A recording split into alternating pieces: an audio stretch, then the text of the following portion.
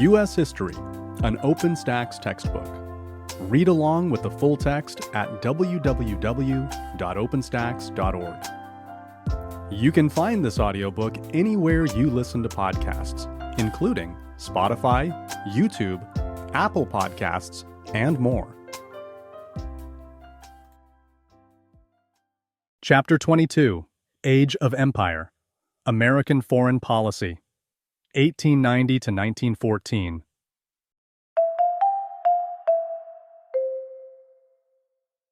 Introduction. As he approached the rostrum to speak before historians gathered in Chicago in 1893, Frederick Jackson Turner appeared nervous. He was presenting a conclusion that would alarm all who believed that westward expansion had fostered the nation's principles of democracy. His conclusion: the frontier, the encounter between European traditions and the native wilderness, had played a fundamental role in shaping American character, but the American frontier no longer existed. Turner's statement raised questions. How would Americans maintain their unique political culture and innovative spirit in the absence of the frontier? How would the nation expand its economy if it could no longer expand its territory? Later, historians would see Turner's frontier thesis as deeply flawed, a gross mischaracterization of the West. But the young historian's work greatly influenced politicians and thinkers of the day. Like a muckraker, Turner exposed the problem. Others found a solution by seeking out new frontiers in the creation of an American empire. The above advertisement for a theater reenactment of the Spanish-American War shows the American appetite for expansion. Many Americans felt that it was time for their nation to offer its own brand of international leadership and dominance as an alternative to the land-grabbing empires of Europe.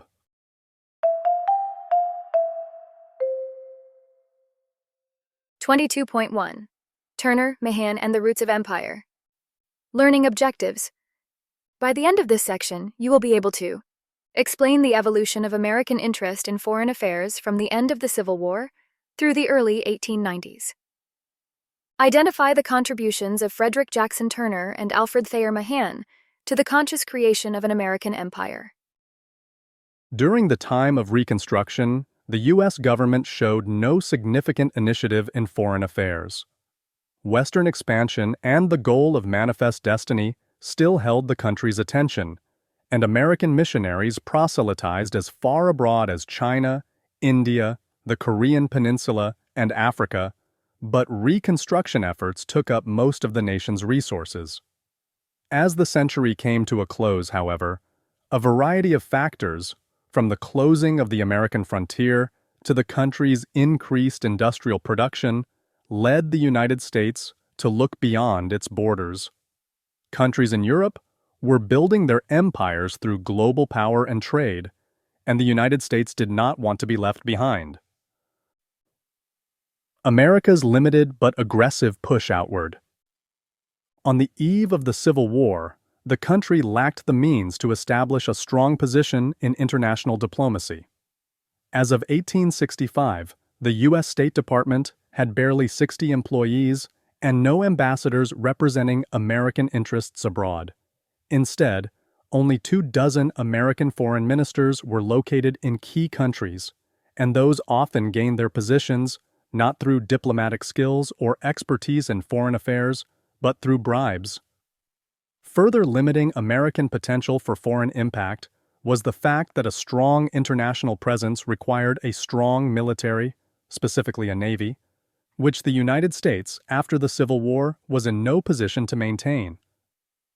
Additionally, as late as 1890, with the U.S. Navy significantly reduced in size, a majority of vessels were classified as Old Navy, meaning a mixture of iron-hulled and wholly wooden ships.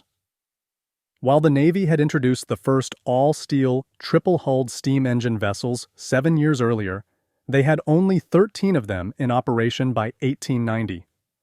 Despite such widespread isolationist impulses and the sheer inability to maintain a strong international position, The United States moved ahead sporadically with a modest foreign policy agenda in the 3 decades following the Civil War. Secretary of State William Seward, who held that position from 1861 through 1869, sought to extend American political and commercial influence in both Asia and Latin America. He pursued these goals through a variety of actions. A treaty with Nicaragua set the early course for the future construction of a canal across Central America. He also pushed through the annexation of the Midway Islands in the Pacific Ocean, which subsequently opened a more stable route to Asian markets. In frequent conversations with President Lincoln, among others, Seward openly spoke of his desire to obtain British Columbia, the Hawaiian Islands, portions of the Dominican Republic, Cuba, and other territories. He explained his motives to a Boston audience in 1867 when he professed his intention to give the United States control of the world. Most notably, in 1867, Seward obtained the Alaskan Territory from Russia for a purchase price of $7.2 million. Fearing future loss of the territory through military conflict, as well as desiring to create challenges for Great Britain, which they had fought in the Crimean War, Russia had happily accepted the American purchase offer. In the United States, several newspaper editors openly questioned the purchase and labeled it Seward's folly. They highlighted the lack of Americans to populate the vast region and lamented the challenges in attempting to govern the native peoples in that territory. Only if gold were to be found, the editors decried, would the secretive purchase be justified. That is exactly what happened. Seward's purchase added an enormous territory to the country, nearly 600,000 square miles, and also gave the United States access to the rich mineral resources of the region, including the gold that triggered the Klondike Gold Rush at the close of the century. As was the case elsewhere in the American borderlands, Alaska's industrial development wreaked havoc on the region's indigenous and Russian cultures. Seward's successor as Secretary of State, Hamilton Fish, held the position from 1869 through 1877. Fish spent much of his time settling international disputes involving American interests, including claims that British assistance to the Confederates prolonged the Civil War for about 2 years. In these so-called Alabama claims, a U.S. senator charged that the Confederacy won a number of crucial battles with the help of one British cruiser and demanded $2 billion in British reparations. Alternatively, the United States would settle for the rights to Canada. A joint commission representing both countries eventually settled on a British payment of $15 million to the United States. In the negotiations, Fish also suggested adding the Dominican Republic as a territorial possession with a path towards statehood, as well as discussing the construction of a transoceanic canal with Colombia. Although neither negotiation ended in the desired result, they both expressed Fish's intent to cautiously build an American empire without creating any unnecessary military entanglements in the wake of the Civil War. Business, religious, and social interests set the stage for empire. While the United States slowly pushed outward and sought to absorb the borderlands and the indigenous cultures that lived there, the country was also changing how it functioned. As a new industrial United States began to emerge in the 1870s, economic interests began to lead the country toward a more expansionist foreign policy. By forging new and stronger ties overseas, the United States would gain access to international markets for export, as well as better deals on the raw materials needed domestically. The concerns raised by the economic depression of the early 1890s further convinced business owners that they needed to tap into new markets, even at the risk of foreign entanglements. As a result of these growing economic pressures, American exports to other nations skyrocketed in the years following the Civil War, from $234 million in 1865 to $605 million in 1875. By 1898, On the eve of the Spanish-American War, American exports had reached a height of $1.3 billion annually. Imports over the same period also increased substantially, from $238 million in 1865 to $616 million in 1898. Such an increased investment in overseas markets in turn strengthened Americans' interest in foreign affairs. Businesses were not the only ones seeking to expand. Religious leaders and progressive reformers joined businesses in their growing interest in American expansion, as both sought to increase the democratic and Christian influences of the United States abroad. Imperialism and progressivism were compatible in the minds of many reformers who thought the progressive impulses for democracy at home translated overseas as well. Editors of such magazines as Century, Outlook, and Harper's supported an imperialistic stance as the democratic responsibility of the United States. Several Protestant faiths formed missionary societies in the years after the Civil War, seeking to expand their reach, particularly in Asia. Influenced by such works as Reverend Josiah Strong's Our Country, Its Possible Future, and Its Present Crisis, 1885, missionaries sought to spread the gospel throughout the country and abroad. Led by the American Board of Commissioners for Foreign Missions, among several other organizations, missionaries conflated Christian ethics with American virtues and began to spread both gospels with zeal. This was particularly true among women missionaries, who composed over 60% of the overall missionary force. By 1870, missionaries abroad spent as much time advocating for the American version of a modern civilization as they did teaching the Bible. Social reformers of the early progressive era also performed work abroad that mirrored the missionaries. Many were influenced by recent scholarship on race-based intelligence and embraced the implications of social Darwinist theory that alleged inferior races were destined to poverty on account of their lower evolutionary status. While certainly not all reformers espoused a racist view of intelligence and civilization, many of these reformers believed that the Anglo-Saxon race was mentally superior to others and owed the presumed less evolved populations their stewardship and social uplift, a service the British writer Rudyard Kipling termed the white man's burden.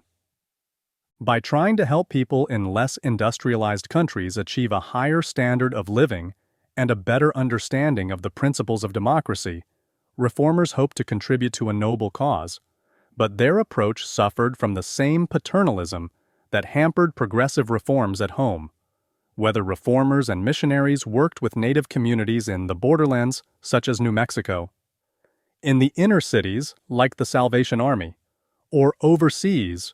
Their approaches had much in common. Their good intentions and willingness to work in difficult conditions shone through in the letters and articles they wrote from the field.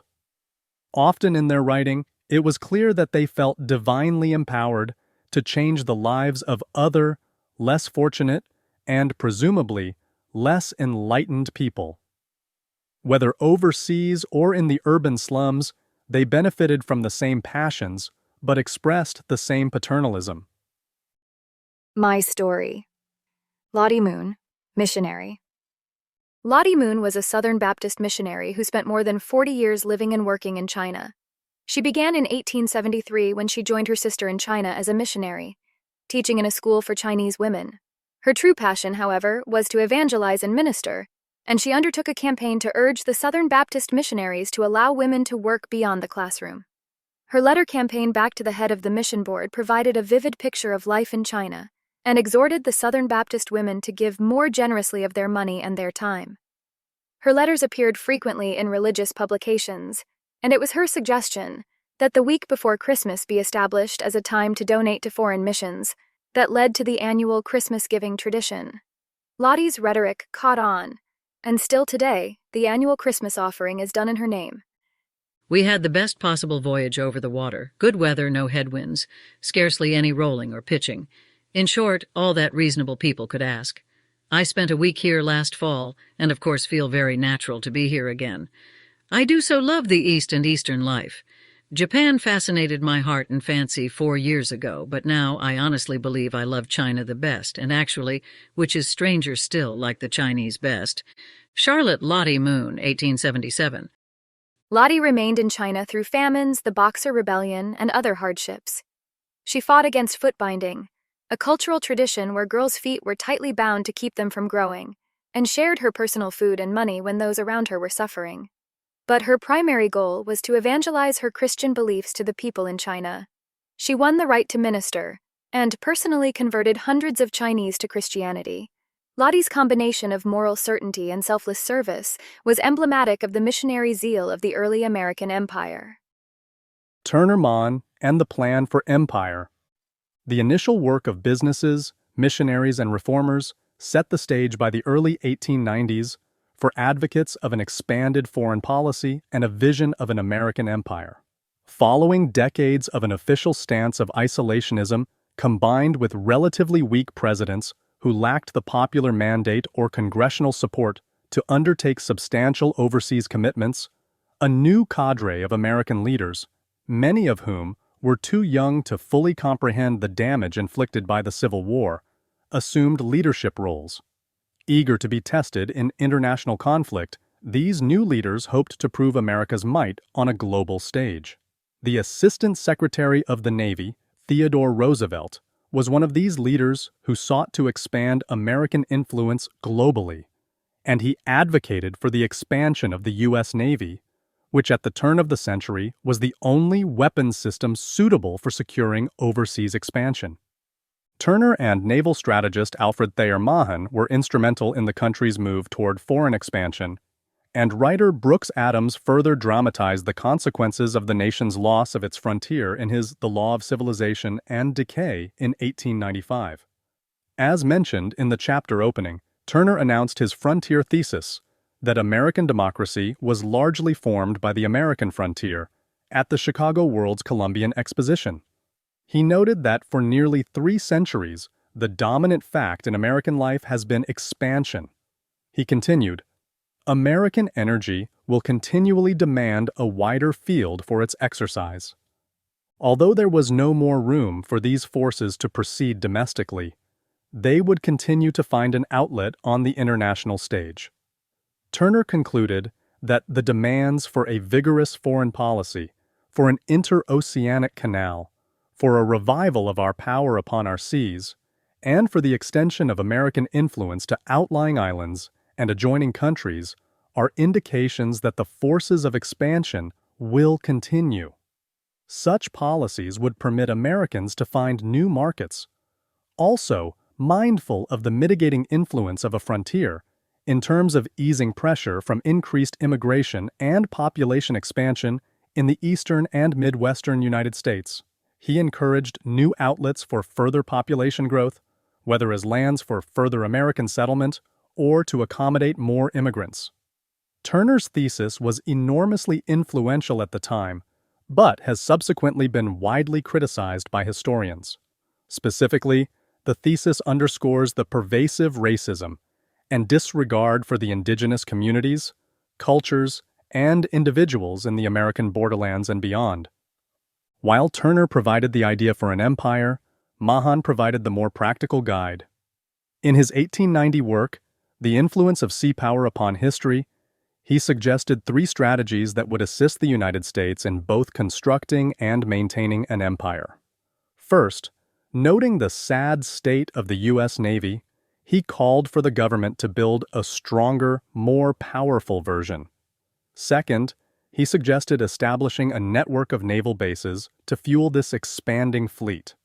Seward's previous acquisition of the Midway Islands served this purpose by providing an essential naval coaling station, which was vital, as the limited reach of steamships and their dependence on coal-made naval coaling stations imperative for increasing the Navy's geographic reach. Future acquisitions in the Pacific and Caribbean increased this naval supply network.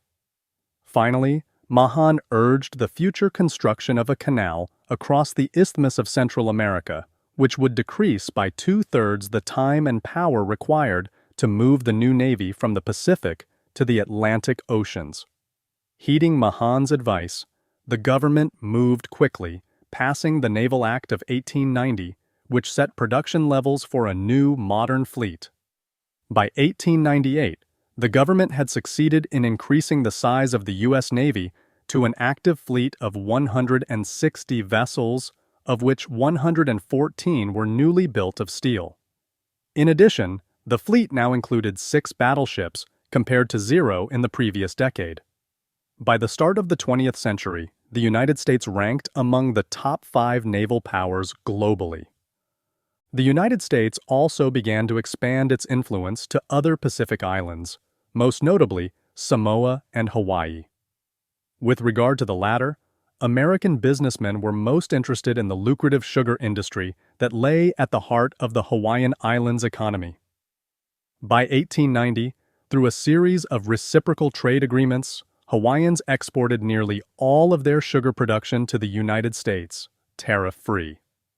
When Queen Liliuokalani tapped into a strong anti-American resentment among native Hawaiians over the economic and political power of exploitative American sugar companies, between 1891 and 1893, worried businessmen worked with the American minister to Hawaii, John Stevens, to stage a quick armed revolt to counter her efforts and seize the islands as an American protectorate.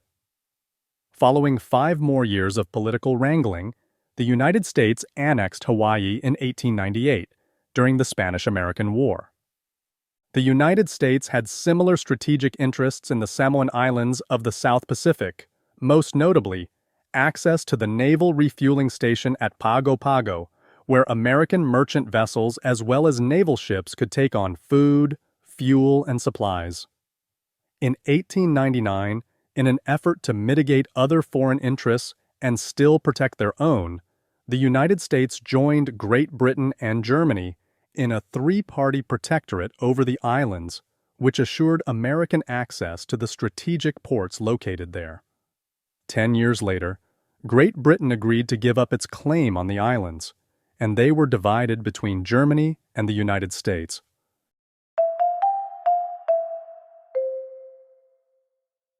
(22.2) The Spanish-American War and Overseas Empire. Learning objectives. By the end of this section, you will be able to explain the origins and events of the Spanish-American War. Analyze the different American opinions on empire at the conclusion of the Spanish-American War. Describe how the Spanish-American War intersected with other American expansions to solidify the nation's new position as an empire.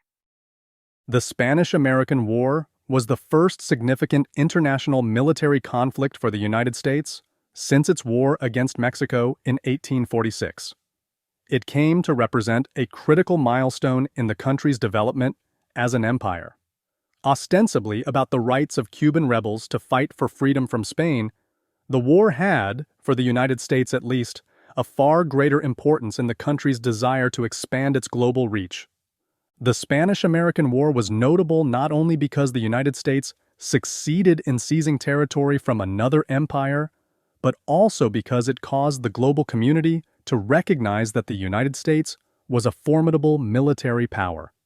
In what Secretary of State John Hay called a splendid little war, the United States significantly altered the balance of world power, just as the 20th century began to unfold. The challenge of declaring war. Despite its name, the Spanish-American War had less to do with the foreign affairs between the United States and Spain than Spanish control over Cuba. Spain had dominated Central and South America since the late 15th century, but by 1890, the only Spanish colonies that had not yet acquired their independence were Cuba and Puerto Rico. On several occasions prior to the war, Cuban independence fighters in the Cuba Libre movement had attempted unsuccessfully to end Spanish control of their lands. In 1895, a similar revolt for independence erupted in Cuba. Again, Spanish forces under the command of General Valeriano Weyler repressed the insurrection. Particularly notorious was their policy of reconcentration, in which Spanish troops forced rebels from the countryside into military-controlled camps in the cities, where many died from harsh conditions. As with previous uprisings, Americans were largely sympathetic to the Cuban rebels' cause, especially as the Spanish response was notably brutal. Evoking the same rhetoric of independence with which they fought the British during the American Revolution, several people quickly rallied to the Cuban fight for freedom. Shippers and other businessmen, particularly in the sugar industry, supported American intervention to safeguard their own interests in the region. Likewise, the Cuba Libre movement, founded by José Martí, who quickly established offices in New York and Florida, further stirred American interest in the liberation cause. The difference in this uprising, however, was that supporters saw in the renewed U.S. Navy a force that could be a strong ally for Cuba. Additionally, the late 1890s saw the height of yellow journalism, in which newspapers such as the New York Journal, led by William Randolph Hearst, and the New York World, published by Joseph Pulitzer, competed for readership with sensationalistic stories. These publishers, and many others who printed news stories for maximum drama and effect, knew that war would provide sensational copy. However, even as sensationalist news stories fanned the public's desire to try out their new navy while supporting freedom, one key figure remained unmoved. President William McKinley, despite commanding a new powerful navy, also recognized that the new fleet and soldiers were untested. Preparing for a re-election bid in 1900, McKinley was reluctant to start a war with Spain over Cuba. McKinley did publicly admonish Spain for its actions against the rebels and urged Spain to find a peaceful solution in Cuba, but he remained resistant to public pressure for American military intervention. McKinley's reticence to involve the United States changed in February 1898. He had ordered one of the newest Navy battleships, the USS Maine, to drop anchor off the coast of Cuba in order to observe the situation and to prepare to evacuate American citizens from Cuba if necessary. Just days after it arrived, on February 15, an explosion destroyed the Maine, killing over 250 American sailors. Immediately, yellow journalists jumped on the headline that the explosion was the result of a Spanish attack and that all Americans should rally to war. The newspaper battle cry quickly emerged, "Remember the Maine!" Recent examinations of the evidence of that time have led many historians to conclude that the explosion was likely an accident due to the storage of gunpowder close to the very hot boilers. But in 1898, without ready evidence, the newspapers called for a war that would sell papers, and the American public rallied behind the cry. McKinley made one final effort to avoid war, when late in March he called on Spain to end its policy of concentrating the native population in military camps in Cuba and to formally declare Cuba's independence. Spain refused, leaving McKinley little choice but to request a declaration of war from Congress. Congress received McKinley's war message, and on April 19, 1898, they officially recognized Cuba's independence and authorized McKinley to use military force to remove Spain from the island. Equally important, Congress passed the Teller Amendment to the resolution, which stated that the United States would not annex Cuba following the war, appeasing those who opposed expansionism. War. Brief and decisive. The Spanish-American War lasted approximately 10 weeks, and the outcome was clear. The United States triumphed in its goal of helping liberate Cuba from Spanish control. Despite the positive result, the conflict did present significant challenges to the United States military. Although the new Navy was powerful, the ships were, as McKinley feared, largely untested. Similarly untested were the American soldiers. The country had fewer than 30,000 soldiers and sailors, many of whom were unprepared to do battle with a formidable opponent. But volunteers sought to make up the difference. Over 1 million American men, many lacking a uniform and coming equipped with their own guns, quickly answered McKinley's call for able-bodied men. nearly 10,000 African American men also volunteered for service, despite the segregated conditions and additional hardships they faced, including violent uprisings at a few American bases before they departed for Cuba. The government, although grateful for the volunteer effort, was still unprepared to feed and supply such a force, and many suffered malnutrition and malaria for their sacrifice. To the surprise of the Spanish forces who saw the conflict as a clear war over Cuba, American military strategists prepared for it as a war for empire. More so than simply the liberation of Cuba and the protection of American interests in the Caribbean, military strategists sought to further Mahan's vision of additional naval bases in the Pacific Ocean, reaching as far as mainland Asia. Such a strategy would also benefit American industrialists who sought to expand their markets into China. Just before leaving his post for volunteer service, as a lieutenant colonel in the U.S. Cavalry, Assistant Secretary of the Navy Theodore Roosevelt ordered Navy ships to attack the Spanish fleet in the Philippines, another island chain under Spanish control.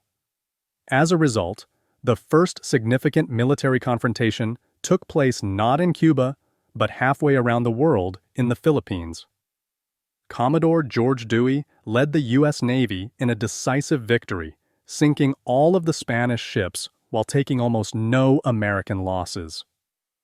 By mid-August 1898, U.S. forces had captured Manila, and the remaining Spanish forces had surrendered.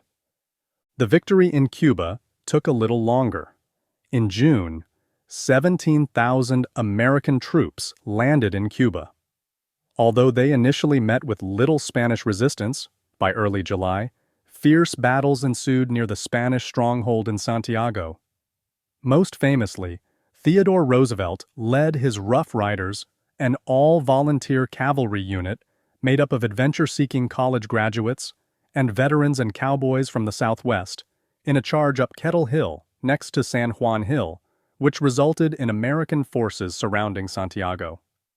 The victories of the Rough Riders are the best-known part of the battles, but in fact, several African American regiments made up of veteran soldiers were instrumental to their success. The Spanish fleet made a last-ditch effort to escape to the sea, but ran into an American naval blockade that resulted in total destruction, with every Spanish vessel sunk. Lacking any naval support, Spain quickly lost control of Puerto Rico as well, offering virtually no resistance to advancing American forces. By the end of July, the fighting had ended and the war was over. Despite its short duration and limited number of casualties, fewer than 350 soldiers died in combat, about 1,600 were wounded, while almost 3,000 men died from disease. The war carried enormous significance for Americans who celebrated the victory as a reconciliation between North and South. Defining American. Smoked Yankees, black soldiers in the Spanish-American War. The most popular image of the Spanish-American War is of Theodore Roosevelt and his Rough Riders, charging up San Juan Hill. But less well known is that the Rough Riders struggled mightily in several battles and would have sustained far more serious casualties, if not for the experienced black veterans, over 2,500 of them, who joined them in battle.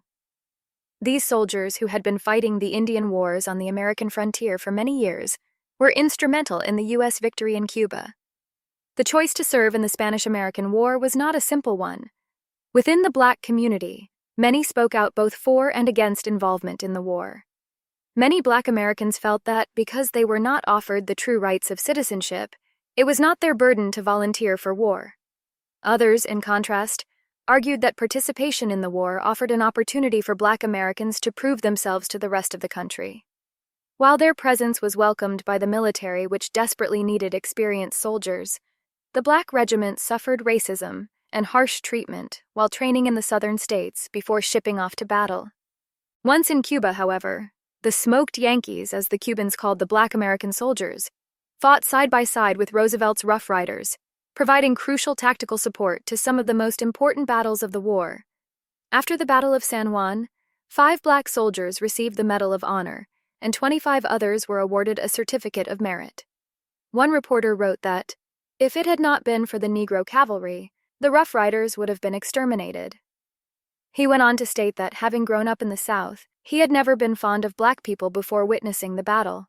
For some of the soldiers, their recognition made the sacrifice worthwhile. Others, however, struggled with American oppression of Cubans and Puerto Ricans, feeling kinship with the black residents of these countries now under American rule. Establishing peace and creating an empire. As the war closed, Spanish and American diplomats made arrangements for a peace conference in Paris. They met in October 1898, with the Spanish government committed to regaining control of the Philippines, which they felt were unjustly taken in a war that was solely about Cuban independence. While the Teller Amendment ensured freedom for Cuba, President McKinley was reluctant to relinquish the strategically useful prize of the Philippines. He certainly did not want to give the islands back to Spain, nor did he want another European power to step in to seize them. Neither the Spanish nor the Americans considered giving the islands their independence, since, with the pervasive racism and cultural stereotyping of the day, they believed the Filipino people were not capable of governing themselves. William Howard Taft, the first American governor-general to oversee the administration of the new U.S. possession, accurately captured American sentiments with his frequent reference to Filipinos as our little brown brothers. As the peace negotiations unfolded, Spain agreed to recognize Cuba's independence as well as recognize American control of Puerto Rico and Guam. McKinley insisted that the United States maintain control over the Philippines as an annexation, in return for a $20 million payment to Spain. Although Spain was reluctant, they were in no position militarily to deny the American demand. The two sides finalized the Treaty of Paris on December 10, 1898. With it came the international recognition that there was a new American empire that included the Philippines, Puerto Rico, and Guam. The American press quickly glorified the nation's new reach, as expressed in the cartoon below, depicting the glory of the American eagle reaching from the Philippines to the Caribbean. Domestically, the country was neither unified in their support of the treaty nor in the idea of the United States building an empire at all. Many prominent Americans, including Jane Addams, former President Grover Cleveland, Andrew Carnegie, Mark Twain, and Samuel Gompers, felt strongly that the country should not be pursuing an empire, and in 1898, they formed the Anti-Imperialist League to oppose this expansionism. The reasons for their opposition were varied. Some felt that empire building went against the principles of democracy and freedom upon which the country was founded. Some worried about competition from foreign workers, and some held the xenophobic viewpoint that the assimilation of other races would hurt the country. Regardless of their reasons, the group, taken together, presented a formidable challenge. As foreign treaties require a two-thirds majority in the U.S. Senate to pass, the Anti-Imperialist League's pressure led them to a clear split, with the possibility of defeat of the treaty seeming imminent. Less than a week before the scheduled vote, however, news of a Filipino uprising against American forces reached the United States. Undecided senators were convinced of the need to maintain an American presence in the region and preempt the intervention of another European power, and the Senate formally ratified the treaty on February 6, 1899. The newly formed American empire was not immediately secure, as Filipino rebels, led by Emilio Aguinaldo, fought back against American forces stationed there. The Filipinos' war for independence lasted 3 years, with over 4,000 American and 20,000 Filipino combatant deaths. The civilian death toll is estimated as high as 250,000. Finally, in 1901, President McKinley appointed William Howard Taft as the civil governor of the Philippines in an effort to disengage the American military from direct confrontations with the Filipino people. Under Taft's leadership, Americans built a new transportation infrastructure, hospitals, and schools, hoping to win over the local population. The rebels quickly lost influence, and Aguinaldo was captured by American forces and forced to swear allegiance to the United States. The Taft Commission, as it became known, continued to introduce reforms to modernize and improve daily life for the country, despite pockets of resistance that continued to fight through the spring of 1902. Much of the Commission's rule centered on legislative reforms to local government structure and national agencies, with the Commission offering appointments to resistance leaders in exchange for their support. The Philippines continued under American rule until they became self-governing in 1946. After the conclusion of the Spanish-American War and the successful passage of the peace treaty with Spain, the United States continued to acquire other territories.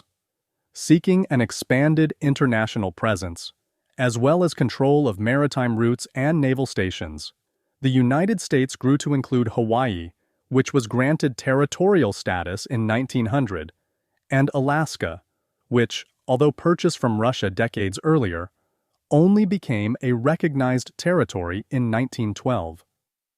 In both cases, their status as territories granted U.S. citizenship to their residents.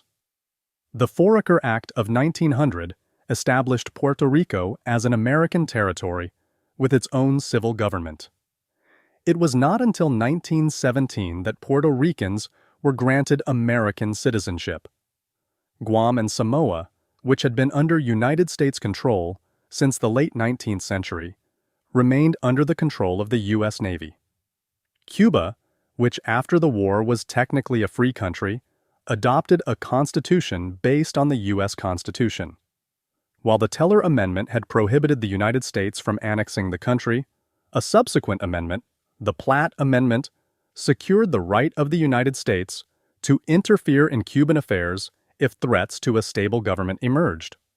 The Platt Amendment also guaranteed the United States its own naval and coaling station on the island's southern Guantanamo Bay, and prohibited Cuba from making treaties with other countries that might eventually threaten their independence.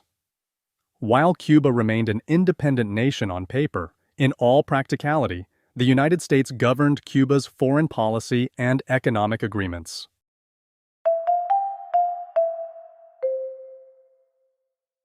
.3 Economic Imperialism in East Asia. Learning Objectives. By the end of this section, you will be able to explain how economic power helped to expand America's empire in China. Describe how the foreign partitioning of China in the last decade of the 19th century influenced American policy. While American forays into empire building began with military action, the country concurrently grew its scope and influence through other methods as well.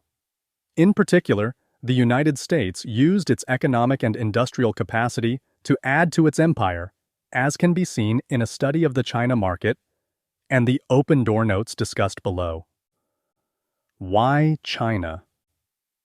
Since the days of Christopher Columbus's westward journey to seek a new route to the East Indies, essentially India and China, but loosely defined as all of Southeast Asia, many Westerners have dreamt of the elusive China market. With the defeat of the Spanish Navy in the Atlantic and Pacific, and specifically with the addition of the Philippines as a base for American ports and coaling stations, the United States was ready to try and make the myth a reality. Although China originally accounted for only a small percentage of American foreign trade, captains of American industry dreamed of a vast market of Asian customers desperate for manufactured goods they could not yet produce in large quantities for themselves. American businesses were not alone in seeing the opportunities. Other countries, including Japan, Russia, Great Britain, France, and Germany, also hoped to make inroads in China. Previous treaties between Great Britain and China in 1842 and 1844 during the Opium Wars, when the British Empire militarily coerced the Chinese Empire to accept the import of Indian opium in exchange for its tea, had forced an open-door policy on China, in which all foreign nations had free and equal access to Chinese ports. This was at a time when Great Britain maintained the strongest economic relationship with China. However, other Western nations used the new arrangement to send Christian missionaries, who began to work across inland China. Following the Sino-Japanese War of 1894 to 1895 over China's claims to Korea, Western countries hoped to exercise even greater influence in the region. By 1897, Germany had obtained exclusive mining rights in northern coastal China as reparations for the murder of 2 German missionaries. In 1898, Russia obtained permission to build a railroad across northeastern Manchuria. One by one, each country carved out their own sphere of influence, where they could control markets through tariffs and transportation, and thus ensure their share of the Chinese market. Alarmed by the pace at which foreign powers further divided China into pseudo-territories and worried that they had no significant peace for themselves, the United States government intervened. In contrast to European nations, however, American businesses wanted the whole market, not just a share of it. They wanted to do business in China with no artificially constructed spheres or boundaries to limit the extent of their trade, but without the territorial entanglements or legislative responsibilities that anti-imperialists opposed. With the blessing and assistance of Secretary of State John Hay, several American businessmen created the American Asiatic Association in 1896 to pursue greater trade opportunities in China. The Open Door Notes. In 1899, Secretary of State Hay made a bold move to acquire China's vast markets for American access by introducing Open Door Notes, a series of circular notes that Hay himself drafted as an expression of U.S. interests in the region and sent to the other competing powers. These notes, if agreed to by the other 5 nations maintaining spheres of influences in China, would erase all spheres and essentially open all doors to free trade, with no special tariffs or transportation controls that would give unfair advantages to one country over another.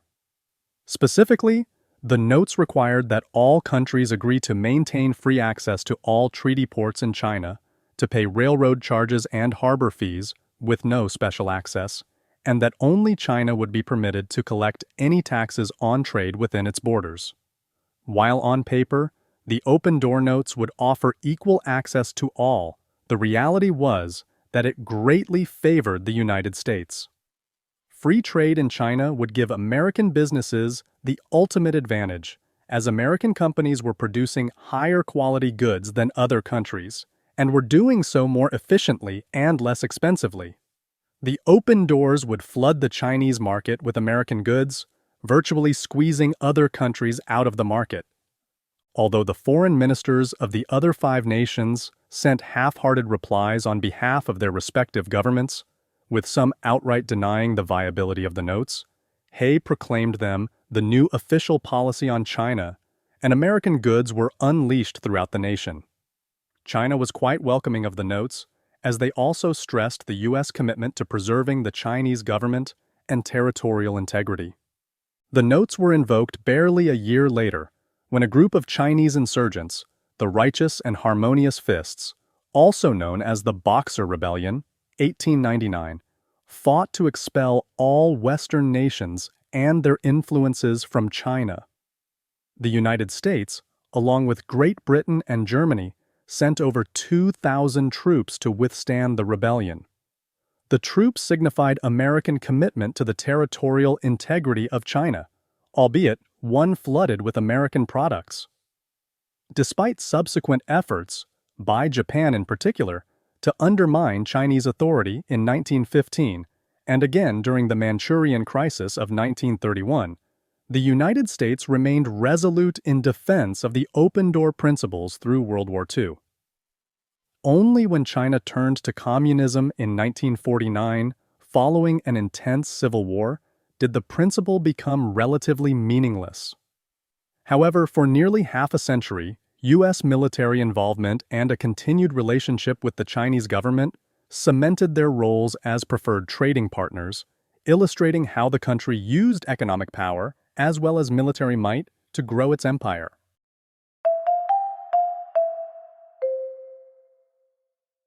.4 Roosevelt's Big Stick Foreign Policy.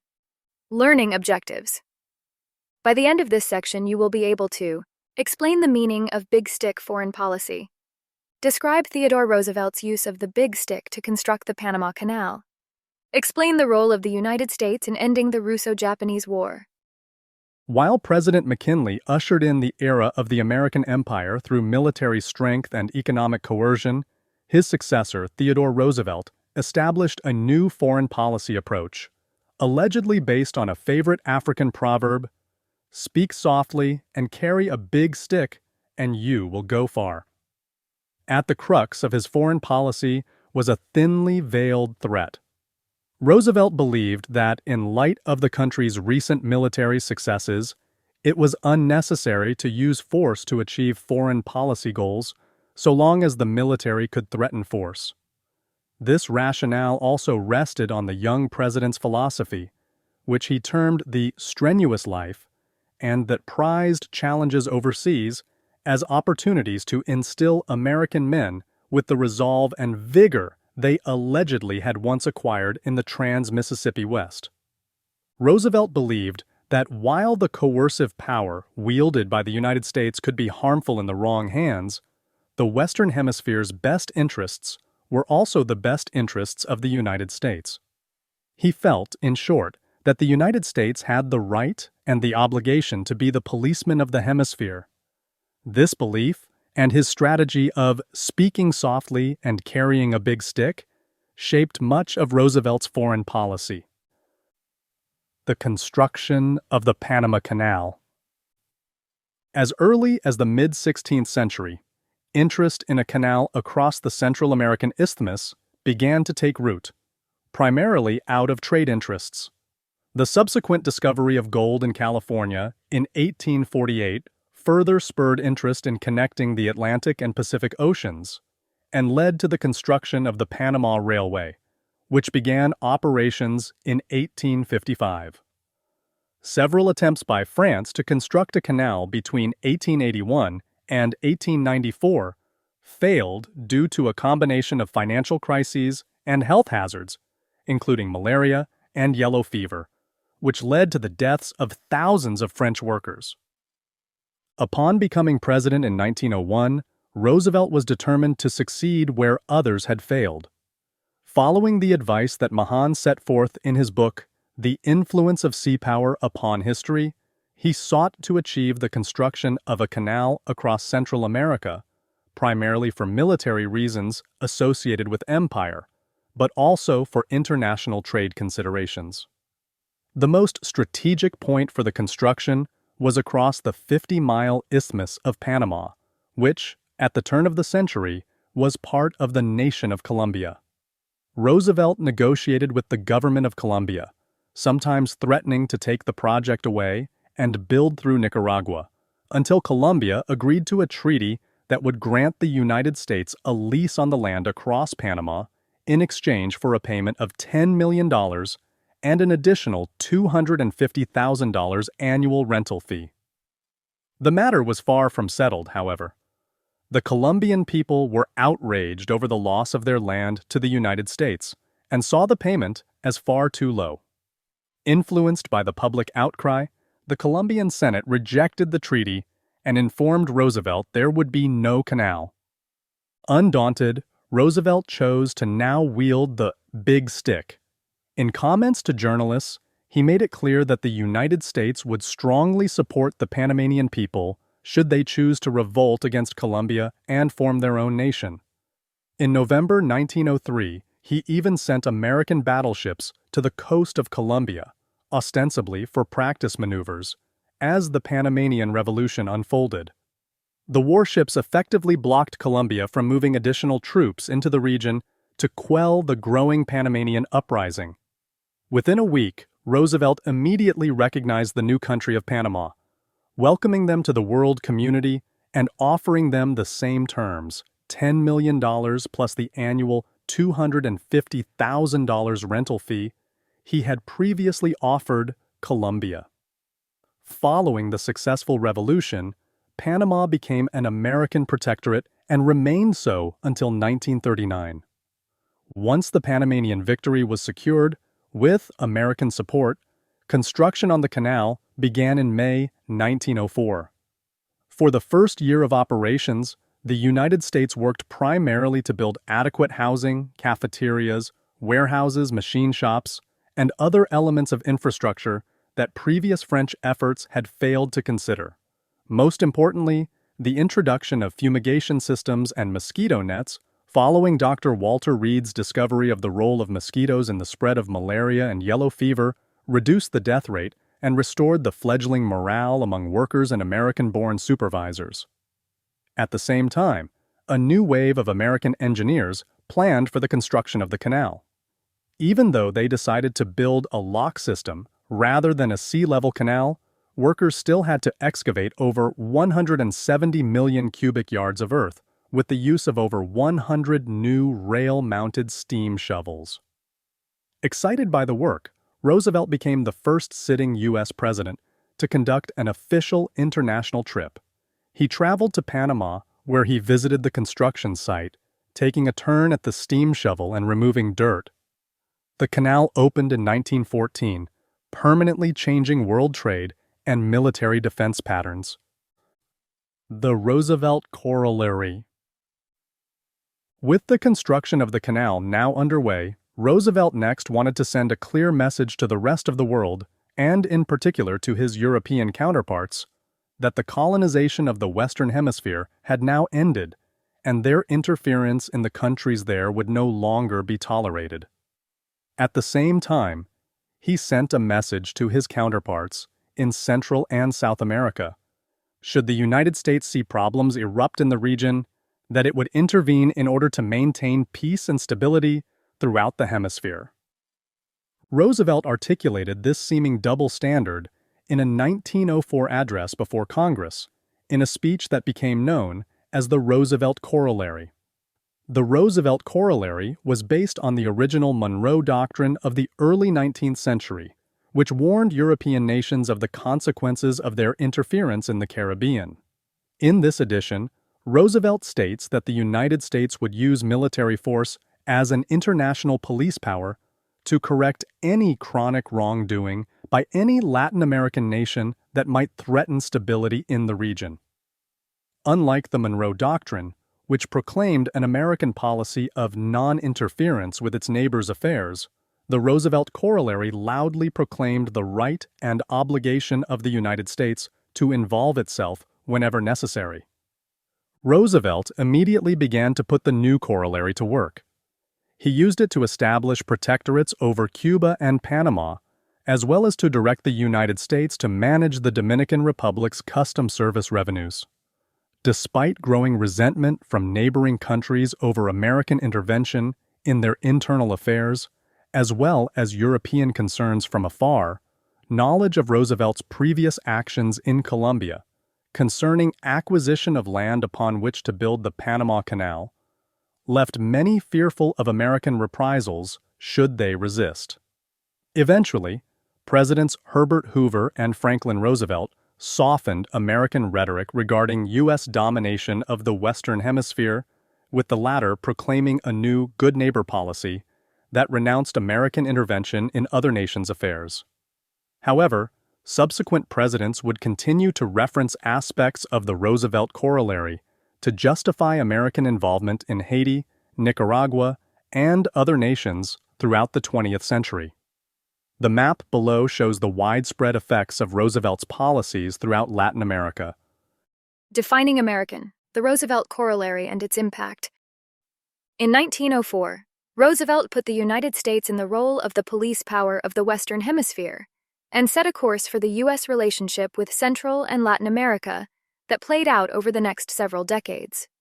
He did so with the Roosevelt Corollary, in which he stated, "It is not true that the United States feels any land hunger or entertains any projects as regards the other nations of the Western Hemisphere, save as such are for their welfare. All that this country desires is to see the neighboring countries stable, orderly, and prosperous. Any country whose people conduct themselves well can count upon our hearty friendship. Chronic wrongdoing, or an impotence which results in a general loosening of the ties of civilized society, may in America, as elsewhere, require intervention by some civilized nation, and in the Western Hemisphere, the adherence of the United States to the Monroe Doctrine may force the United States, however, reluctantly, in flagrant cases of such wrongdoing or impotence, to the exercise of an international police power. In the 20 years after he made this statement, the United States would use military force in Latin America over a dozen times. The Roosevelt corollary was used as a rationale for American involvement in the Dominican Republic, Nicaragua, Haiti, and other Latin American countries, straining relations between Central America and its dominant neighbor to the north throughout the 20th century. American intervention in the Russo-Japanese War. Although he supported the open door notes as an excellent economic policy in China, Roosevelt lamented the fact that the United States had no strong military presence in the region to enforce it. Clearly, without a military presence there, he could not as easily use his big stick threat credibly to achieve his foreign policy goals. As a result, when conflicts did arise on the other side of the Pacific, Roosevelt adopted a policy of maintaining a balance of power among the nations there. This was particularly evident when the Russo-Japanese War erupted in 1904. In 1904, angered by the massing of Russian troops along the Manchurian border and the threat it represented to the region, Japan launched a surprise naval attack upon the Russian fleet. Initially, Roosevelt supported the Japanese position. However, when the Japanese fleet quickly achieved victory after victory, Roosevelt grew concerned over the growth of Japanese influence in the region and the continued threat that it represented to China and American access to those markets. Wishing to maintain the aforementioned balance of power, in 1905, Roosevelt arranged for diplomats from both nations to attend a secret peace conference in Portsmouth, New Hampshire. The resultant negotiations secured peace in the region, with Japan gaining control over Korea, several former Russian bases in Manchuria, and the southern half of Sakhalin Island. These negotiations also garnered the Nobel Peace Prize for Roosevelt, the first American to receive the award. When Japan later exercised its authority over its gains by forcing American business interests out of Manchuria in 1906 to 1907, Roosevelt felt he needed to invoke his big stick foreign policy, even though the distance was great. He did so by sending the U.S. Great White Fleet on maneuvers in the western Pacific Ocean as a show of force from December 1907 through February 1909. Publicly described as a goodwill tour, the message to the Japanese government regarding American interests was equally clear. Subsequent negotiations reinforced the open-door policy throughout China and the rest of Asia. Roosevelt had, by both the judicious use of the big stick and his strategy of maintaining a balance of power, kept U.S. interests in Asia well protected.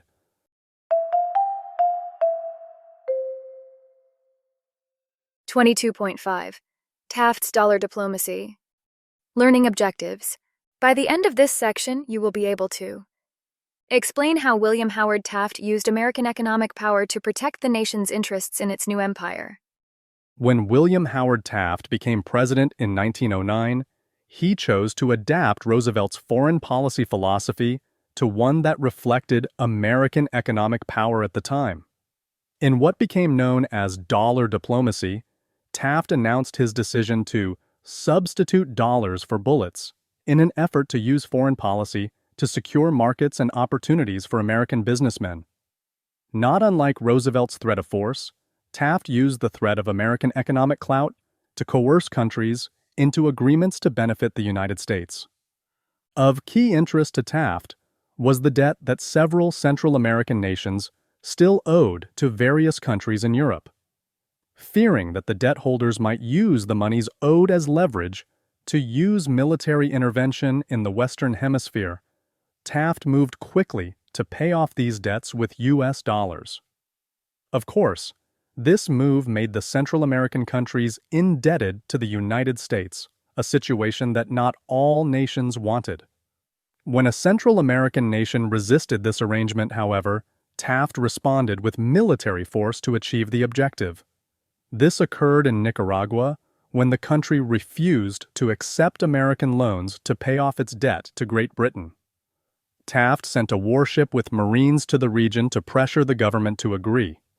Similarly, when Mexico considered the idea of allowing a Japanese corporation to gain significant land and economic advantages in its country, Taft urged Congress to pass the Lodge Corollary, an addendum to the Roosevelt Corollary, stating that no foreign corporation, other than American ones, could obtain strategic lands in the Western Hemisphere.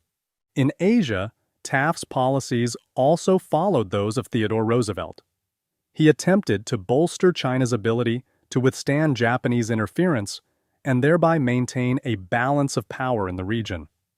Initially, he experienced tremendous success in working with the Chinese government to further develop the railroad industry in that country through arranging international financing. However, efforts to expand the open-door policy deeper into Manchuria met with resistance from Russia and Japan, exposing the limits of the American government's influence and knowledge about the intricacies of diplomacy.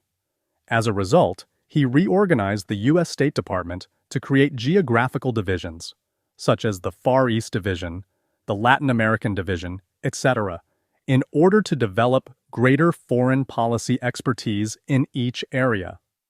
Taft's policies, although not as based on military aggression as his predecessors, did create difficulties for the United States, both at the time and in the future.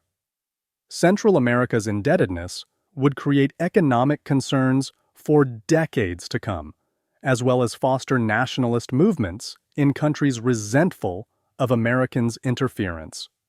In Asia, Taft's efforts to mediate between China and Japan served only to heighten tensions between Japan and the United States.